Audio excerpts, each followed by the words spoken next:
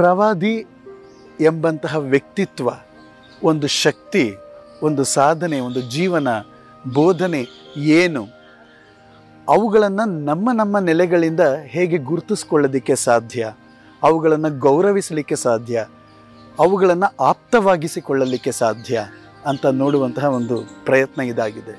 ಧರ್ಮಗಳು ದಾರಿಯೇ ಹೊರತು ಗುರಿ ಅಲ್ಲ.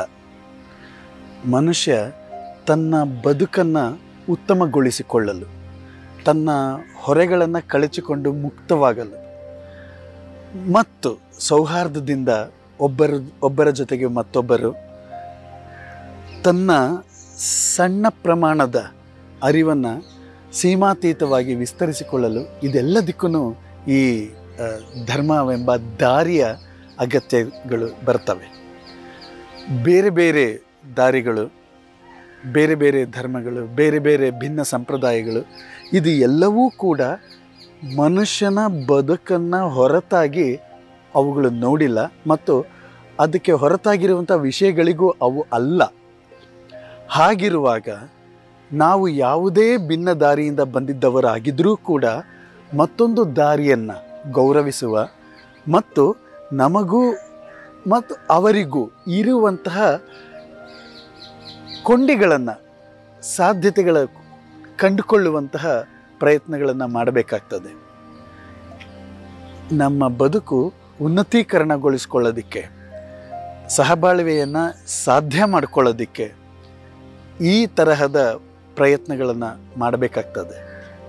ಹೌದು, ಇರುವಷ್ಟು ಕಾಲ ಸಂತೋಷವಾಗಿ ನಮ್ಮ ಜೀವನ ಮಟ್ಟವನ್ನು ಸುಧಾರಿಸಿಕೊಂಡು ನೆಮ್ಮದಿಯಿಂದ, ಶಾಂತಿಯಿಂದ ಬದುಕಲಿಕ್ಕೆ ಎಲ್ಲ ಭಿನ್ನ ದಾರಿಗಳನ್ನು ಗಮನಿಸುವ ಮತ್ತು ನಮ್ಮ ಗುರುತುಗಳನ್ನು ಅವುಗಳಲ್ಲಿ ಕಂಡುಕೊಳ್ಳುವ, ಎಲ್ಲೆಲ್ಲಿ ಕನೆಕ್ಟಿಂಗ್ ಪಾಯಿಂಟ್ಸ್ ಅಂತ ಹೇಳ್ತೀವಲ್ಲ, ಅವುಗಳನ್ನು ಗುರುತಿಸಿಕೊಳ್ಳುವಂತಹ ಕೆಲಸಗಳ ಮಾಡ್ತಾ ಹೋಯಿತು ಅಂತಂದರೆ ಈ ಸಂಘರ್ಷಗಳನ್ನು ತಪ್ಪಿಸಲಿಕ್ಕೆ ಸಾಧ್ಯವಾಗ್ತದೆ ಅಂತ.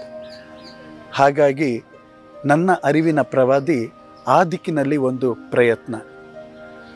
ಮುಸಲ್ಮಾನರಿಗೋಸ್ಕರ ಬರೆದಿರುವಂತಹ ಪುಸ್ತಕ ಇದಲ್ಲ. ಮುಸಲ್ಮಾನರಲ್ಲದವರು, ಮುಸಲ್ಮಾನೇತರರಿಗೆ